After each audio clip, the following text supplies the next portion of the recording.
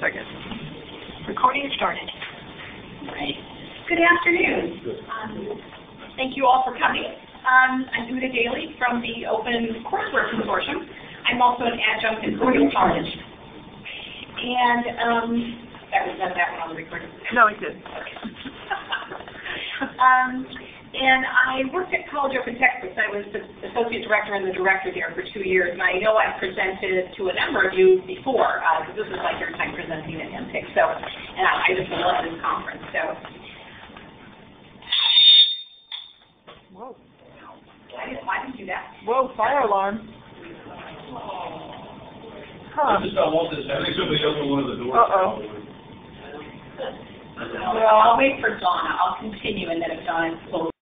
Well, I don't know. Stop. So a lot has happened in open access this year, open education, which I was mentioning to someone who just ran off.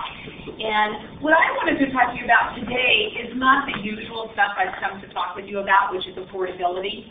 And I know that's a huge, huge piece of why people go open ed. I've presented on that for 2-3 years now. So, and if you have questions about that, I'd be very happy to send you information on that and past presentations. What I want to talk today more about is what's happening strategically out there and looking at some of the big players out there and how it relates to community college. And open education in its current form is about 10 years old. And it started out being pretty static and it's gotten to be very participatory. And that's what I want to talk about.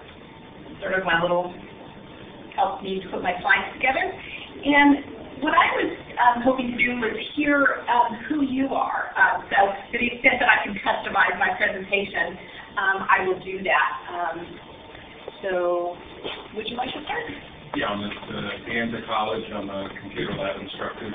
All right. You work with Dan? Yeah, I work with Dan. Great.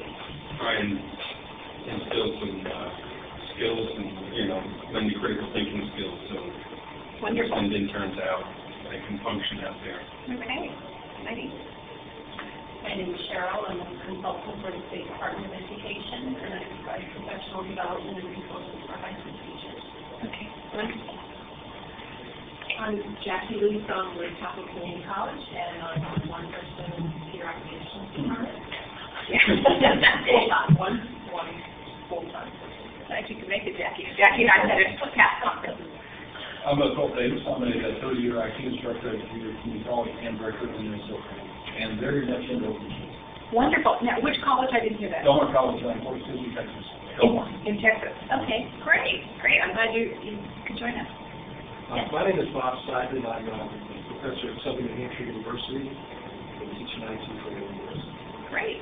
Glad you could come. Hi, I'm Kathy Ballas with a private company called Abstract for Kofi, Iowa, Clark State Community College, Springfield, Iowa, and Great. Glad you could make it. I'm Margaret Bell from Community College. I teach computer information. Thank you.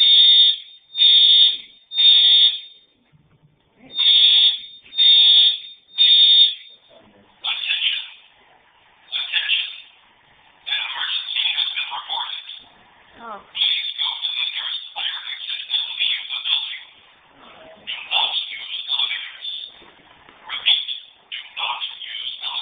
Did everyone get a hand? Well, take a look at it. And it's on my recording started. Sorry. No. All right. So I was going through the highlights of this decade of sharing, and so Stanford started this Engineering Everywhere, which allows people to look at their courses as well.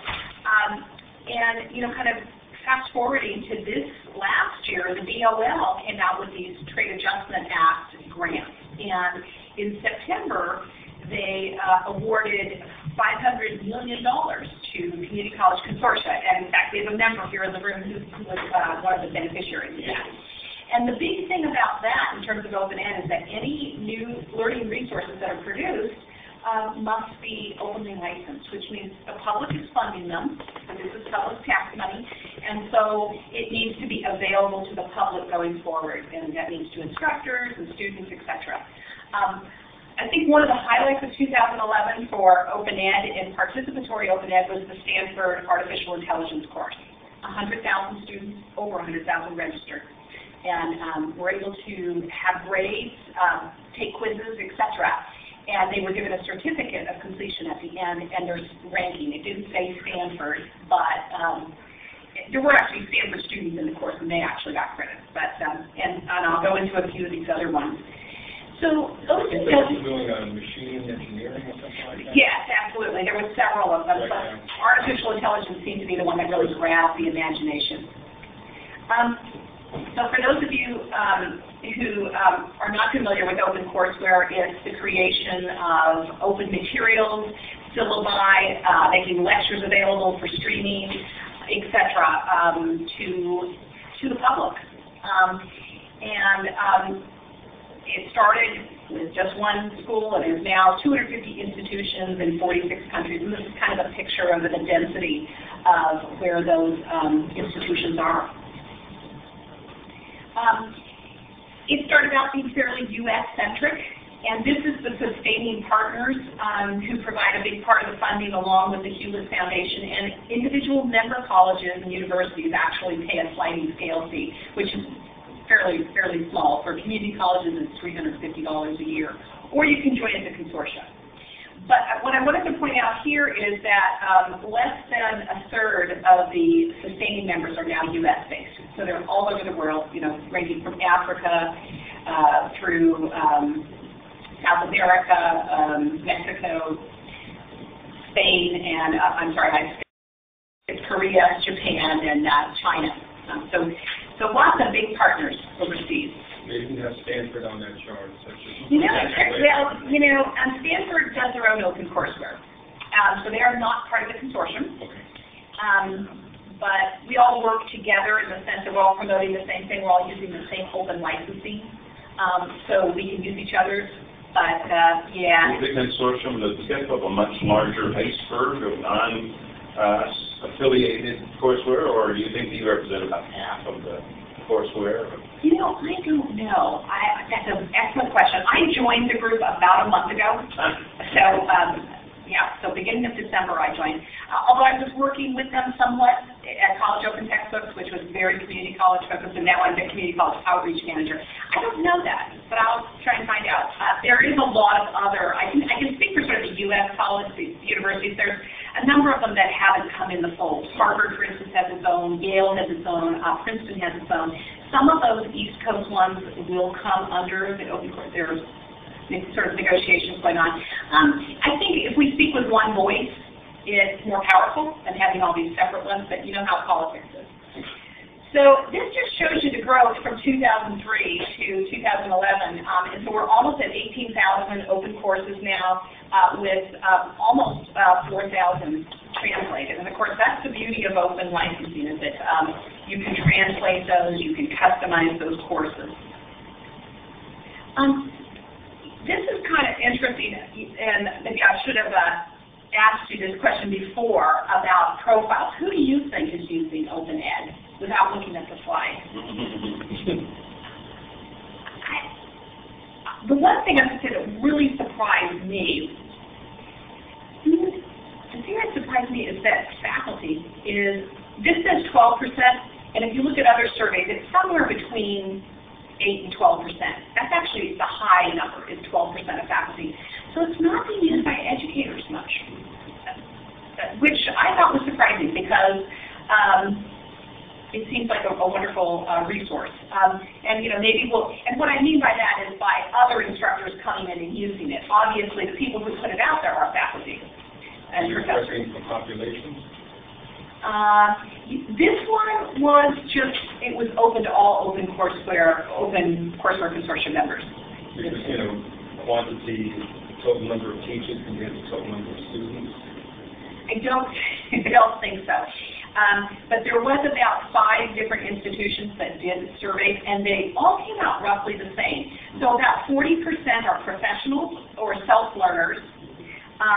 who are looking to improve their career skills or perhaps work on a specific project at work and they need that skill set. And then the other 40% roughly are students. And either in high school, yeah. Did you say that they were all authored by faculty, though? Do we know who? We don't. They're all authored by faculty. The open courseware, yes. And so as an institution joins, it's their professors who put their materials up there. Yeah. So what's changed in the last 10 years is we've moved from just a static, you can go up there and read that stuff and learn it and teach yourself, to actually providing assessment and credentialing as part of the open courseware package. And it's still in the fairly early days, but it's definitely a direction. As I mentioned earlier, this was the artificial intelligence course, and Stanford was really the first one to do this, to allow people not only to watch the streamed lectures, but take the quizzes, take the exams, and get a certificate at the end. And a really interesting thing was the University of Freiburg in Germany actually gave students credit. They proctored exams. Anyone, it's mostly from Europe, anyone who could come to their site could take an exam there, and they would get, and if they passed, they would get University of Freiburg credit for the Stanford course. So, interesting things happening. This was just announced right before the holidays by MITx, and that's going to be a nonprofit extension within MIT, so very much like our extension programs at the colleges.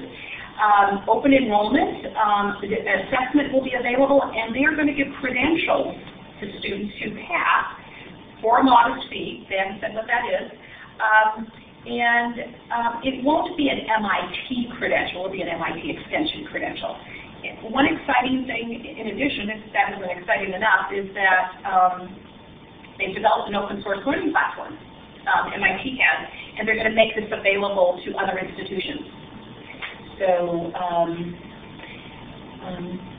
other institutions can replicate it, in theory.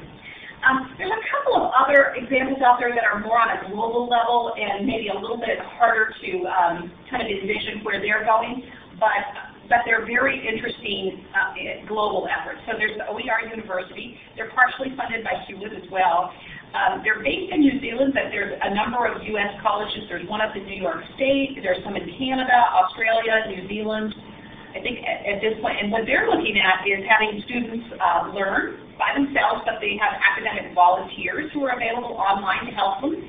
Students will be able to take open assessments from participating institutions, and they will get credit from those institutions. And they're about a year and a half into their work, and so a very interesting direction. You went to school in New York? Yes, Empire State. Yeah, you weren't surprised, huh? Yeah, it's a very innovative school. Tertiary University is now kind of on the other range of, it's a very open, I was in a presentation earlier today where they were talking about how when you use project-based scenarios, you're not really a teacher, you're a facilitator. Well, that's what peer-to-peer university is. I taught 2 courses with them. I facilitated 2 courses. Yeah.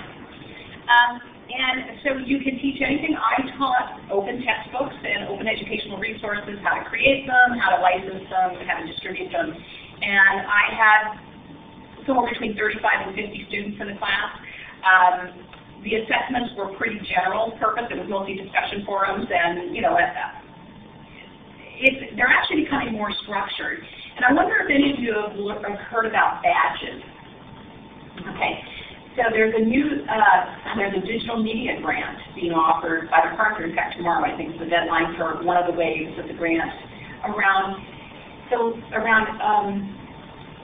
awarding badges to learners who can show competency. Donna, did you want to mention anything about it? Well, I think I don't know a whole lot about it other than that it gives you a lot of choices, and so you can have these, you can kind of collect the badges and piece together an education. Yeah. As I understand it. It's a video game model. I mean, I played that with video games. Well, absolutely. It's a Girl Scout model too. It is. It's really not any different from a certificate in many ways, but it's going to be a digital certificate. So it will be displayable on your resume digitally. It can also be displayed on the institution who provides the badge. The badge tends to be kind of sometimes it gets the back up on some people about that terminology, but it's really not all that different from certificates. There's some big money behind it right now, grant-wise, and it's primarily focused at ICT, web development, programming, those kind of things where skills-based competency may be just as important as a degree in computer science. So, yeah, stay tuned for that because it's, the Department of Ed has also put their weight behind it. So, you know, it occurred to me in listening to the MIT X and the Stanford story that they're doing a lot of the things we're doing at community colleges, open enrollment, so with their open courseware, participatory. So open enrollment, look at the target audience, students pursuing credentials, professionals and self-learners. It's a big part of our audience, okay? Affordability, that's us. Credentials, degrees, certificates, that's us at the community college. So the question is, can we both do it? I think there's a lot of, I think there's some question, but I think we're the experts in this. We've been doing this for years and years. The good thing about the Stanford and the MIT programs is that they're all open, so there's no reason why we can't use their materials, the data that they gather, to improve our community colleges. So rather than feeling threatened, I think we should think about collaboration. For those of you who've done open source, it's kind of interesting to look at this because I know initially when people say, oh, open your course and let everyone see it, what is it that drives people to open source? Usually they want to learn something. They want to build their reputation, which could mean more money later on. And for instructors who've written textbooks, they often go on the speaking circuit. They may not make a great deal of money, but even though it's an open textbook, they're not charging for that, but they're actually consultants. So that's part of being a reputation. Another thing is those social connections that you build because you're working in a community. And then number 4, and I think this is pretty valid, the greater good. So there's a lot of, I hesitate to use the word selfish, but there's a lot of selfish motives to get started on it. And then, wow, the greater good is something that comes about by sharing it. Change the word to pragmatic from selfish, and I think you're fine. Thank you. I'll do that. But I do want to mention that the trend in four-year colleges is how are we going to burden these kids with so much debt? And a lot of us are going, you know, maybe a 4-year degree isn't for everybody. There's plenty of good jobs out there that don't require a 4-year degree. So I think there's going to be an even greater resurgence in the junior college area. And the thing about the badges that made me laugh was thinking that it took like 3 badges to make a certificate. And I'm thinking like protons and neutrons and electrons. You're actually constructing degrees like you construct. Well, and they're looking at having hierarchical badges. Oh my so you would. But the problem is acceptance. I mean, you can give a course with a great name and kids can get credit, and then they try to take it to another school, and the other school goes, right. Not so much. Yeah, so it'll be interesting to see how that works. I think some disciplines it'll work better in than others. Yeah. The skills-based thing, perfect. Yeah, absolutely. And yeah, portfolios is another piece. I'll leave that for another day. I wanted to give you an example of something that happened at a community college, or rather at the community colleges in Washington State. Has anyone heard about the Open Course Library? They had a big announcement this fall. So this started a couple of years ago. Washington State Board of Technical and Community Colleges, there's 34 of them, said, you know, we really need to lower the cost for our students. It's becoming too expensive for them to buy textbooks. So they went off, they got some funding from Gates primarily, and they went off and had faculty and instructional designers submit competitive bids. They got stipends. They weren't huge, but they got reasonable stipends to develop courses. They developed the first half of them. And they were accessible. They've done a lot of really high-quality work. And they actually taught them last year. And this spring they revised them, and then they were posted this fall. They're available for download. You can the link is on the site. In fact, they're in common cartridge if you like. There are several sites, as a matter of fact. If you go to the opencourselibrary.org, you'll find them. And what their strategy, they said, well, we built what we needed, for ourselves. And then now we're sharing it with others, and they only see good things coming from this. They're getting partnerships with other people who want to leverage their expertise. So it doesn't cost them anything after they've developed it to then share it out with the rest of the world, essentially. So it's an exciting project, and I hope you'll take a look at that. And here's the courses. And I'm sorry, there are no ICT courses in here because ICT does not come into it may come into the top 80. This is the top 40. But you can see that some of these are what your students in ICT are taking as other courses, either breadth courses or science courses and business courses. So it's quite a wide range. And if you talk to the people there, they say, you know,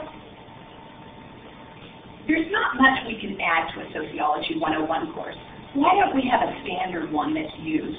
I mean, it's open license. You can customize it for your particular situation, but we don't need to keep reinventing it at every college. Interesting thought.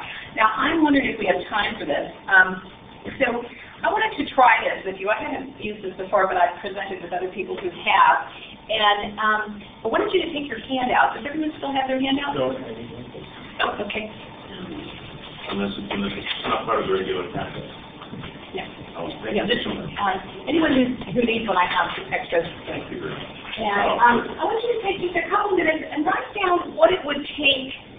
What are the things that you need to think about if you were going to implement this at your college or institution? And I realize not everybody's at one, but some of you have experience and already know what those might be. But try and write down 5 if you can.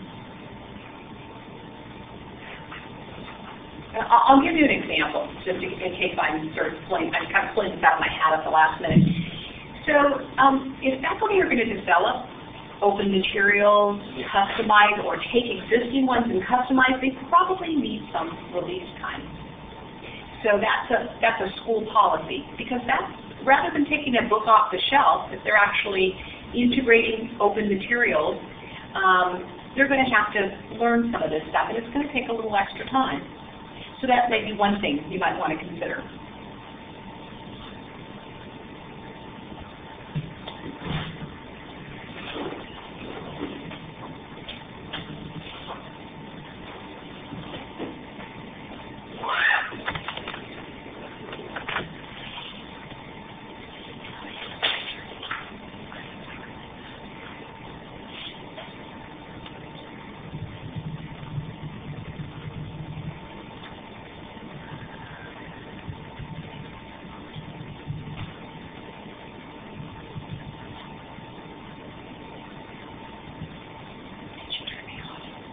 No. It's fine with me.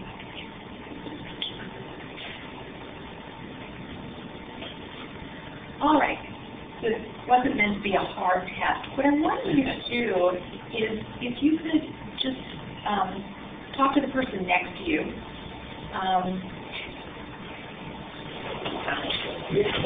It's okay for you to combine. If you're an odd person out, it's okay to combine with someone else.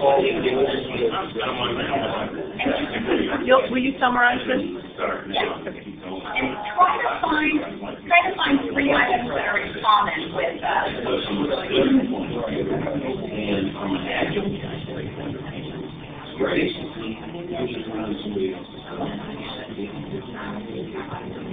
Well, anytime you figure out how to change, I know it's great that yeah, why should they develop it? There might be thankful for yourself.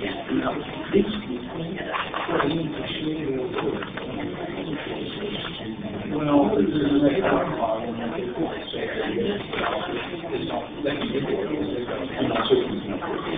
yeah,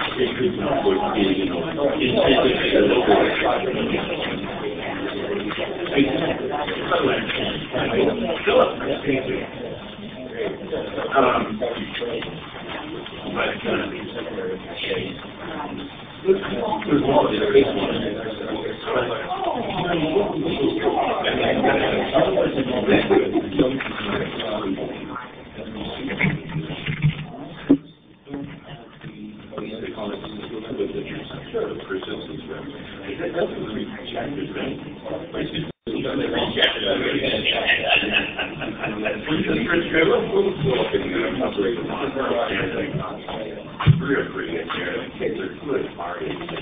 They like one, they want the discussion about races. Yeah, so this actually is the fastest way to like real fast.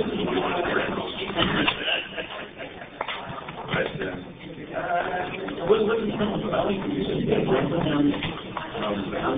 Yeah, exactly. I like that value to the institution, exactly, to the student, and to the that's great. Yeah, because we have well, my students, it's totally nothing. It's not really amazing to like typewriters. It was a business. And it was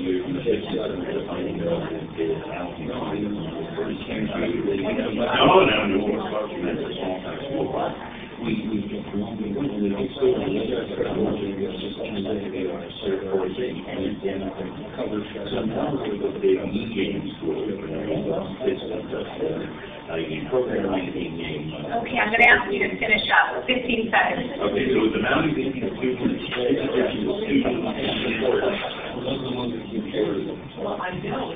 Okay, what else did you say?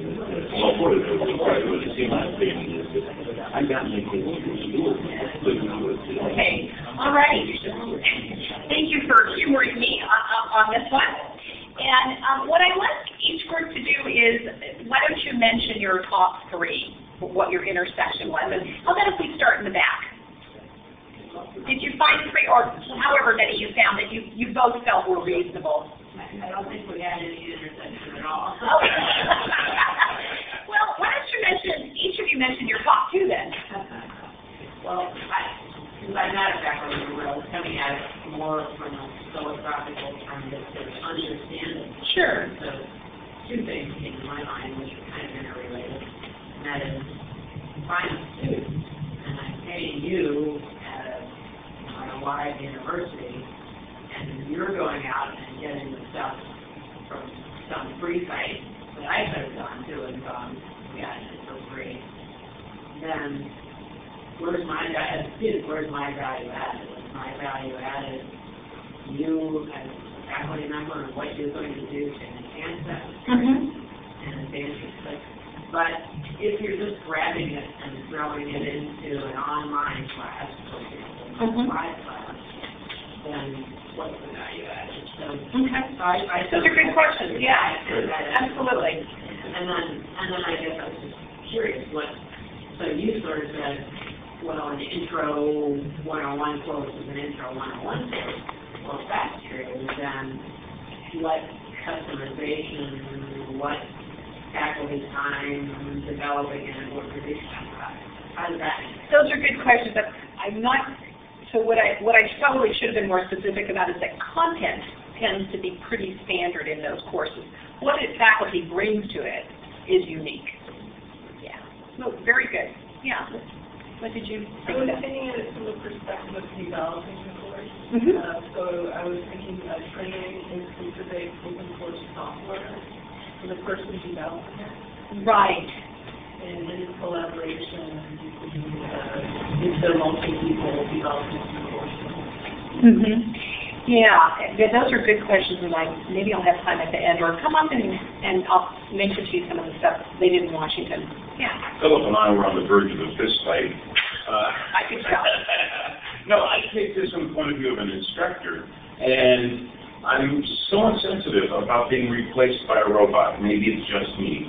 But this is something that could be so quantified that it would make it very easy for the cost of instruction to go down, because an adjunct could teach 10 classes using somebody else's. I mean, most of the work as a professor for me is designing and creating and modifying the course. I do agree with the value added of being a professor, but that's like being a trainer in a gym. You just have to remind them to do the work, because they won't do it on their own. But we think that what we found in common was that value has to be considered. Affordability, which from the student point of view is dynamite. And then the acceptance of, because my faculty and administration would find many problems with it. With using OpenCourseware? It's a number of ethical things. Plus, why would I develop a course to be given away for free? What's in it for me as a faculty member? So who are these people who are doing that, and what's in it for them? Right, and I think it probably varies by institution. Yeah, those are great questions. Just say something real quick to you. So I think it's really interesting, your perspective as a teacher. My perspective as a teacher is I'm team teaching. It's a team teaching. That's what I do. Yeah, and the sharing circle can be smaller in some cases, yeah. I want to hear this quick. Oh, okay, so you guys, you were together? No, we're not talking to each other. Did you want to contribute something else? Okay, all right. Okay. We're not a point of view, but I want to hear the robot's point of view. He's cheap. Yeah. My first reaction is that this would replace our teaching, but I could see how this would be a valuable tool as tutorials, supplement current classes, and also as possible homework assignments, since it was assessment built in. I would love to have a tool that would help with the grading. The only disappointment is obviously there were no computer classes there. And so right. I feel like we're the ones who need it because we're the ones who are... Well, there are a lot of computer classes at the courseware. Yeah, Washington State did not do it because they don't tend to fall into the top general ed courses just because they're more specific. Yeah, but there are a lot of ICT in OpenCourseware. Look at Pakistan. But anyway, virtual university Pakistan is amazing. Yeah. You know, I pretty much agree on most everything. We do more areas. So you're letting him speak? I think we just had a few common things. The credibility of the... Just the first one. Yeah, I think we all agree that coverage is important, and we've had let's talk about the cost, which is zero in one sense, but also there's considered. Absolutely, and the cost is moving from students to institutions, and so I think that's something that's important to look at, because the students are no longer, well, in the case of textbooks, for instance, students are maybe no longer buying those very expensive textbooks, but you're developing those materials, and so the cost has come over to the institution side. So it's important to think about it. Because when we do away with the cent page and all this, who's going to buy things? Yeah.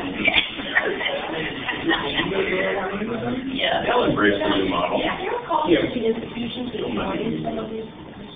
Well, when it originally started, there was not, but the OpenCourseware has a sliding scale. So we're an associate consortia within, and so it's $350 a year. You can either join as an individual college, or you can join as a district, or you can join as a consortia, or the entire state. So Florida and Washington joined as entire state, so they pay $350 for the 34 colleges in Washington State. And that's just to support. Anyone can pick up these courses for free. Oh, absolutely. Yes, I'm sorry. But if you want to be part of the dialogue, and you can be part of the dialogue. I'm the outreach manager. I'm not distributing. You can be on my advisory board even if your college chooses not to join. Will you log your census? Unfortunately, I can't fund, but you can be a voting member on my board. Assuming you used to work. So I'm going back to what was CCCOER. So that was the Community College Consortium for Open Educational Resources that was founded in 2007. I mentioned some of this earlier by Dr. Martha Cantor, who's now our Undersecretary of Education. So not too surprising that we're seeing a lot of open educational policy come out of the State Department right now. If you've been picking up on any of their recent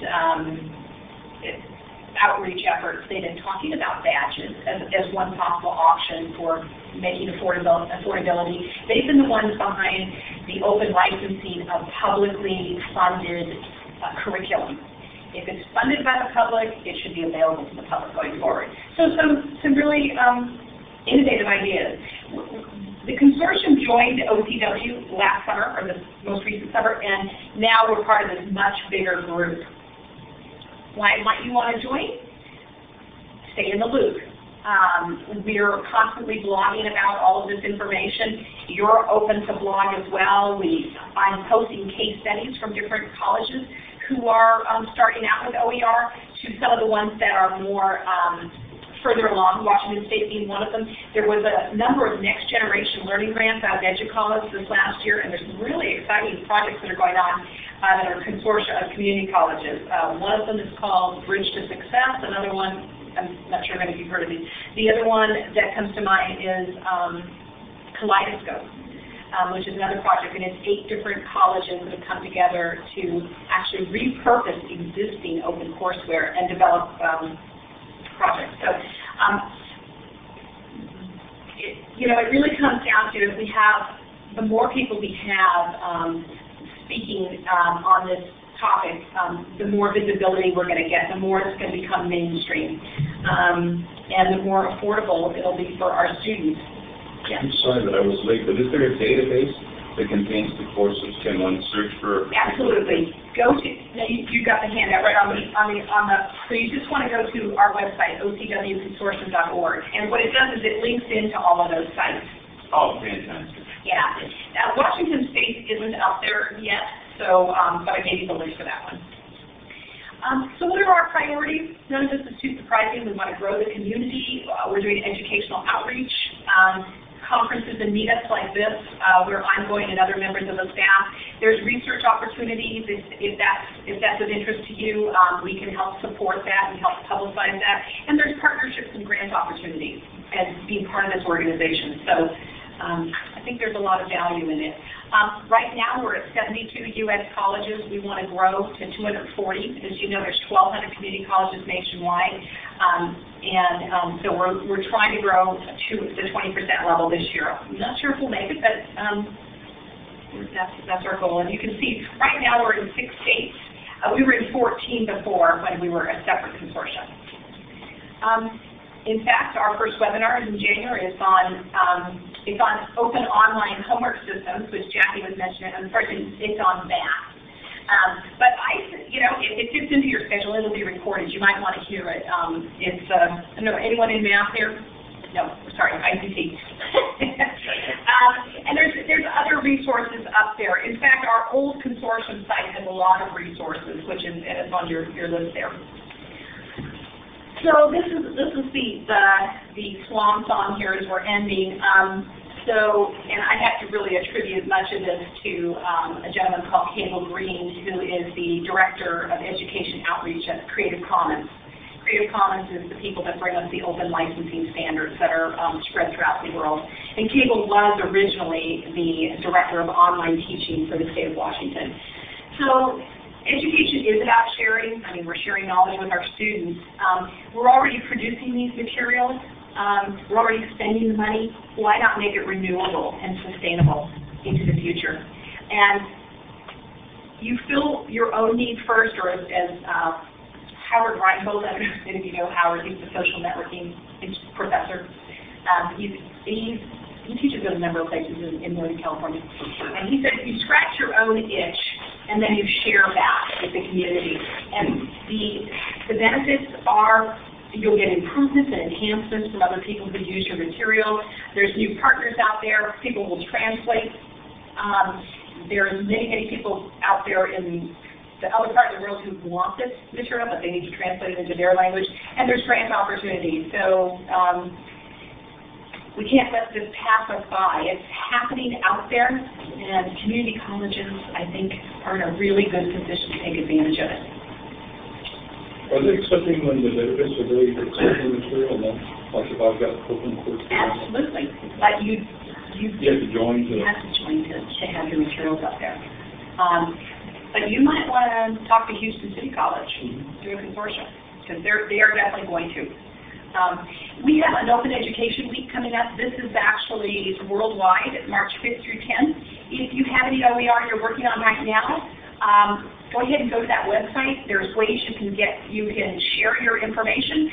You can come that week. There'll be live webinars throughout. They'll be broadcast all over the world, and they'll be from different sites all over the world. It's going to be a fun place to find out who's who in open ed.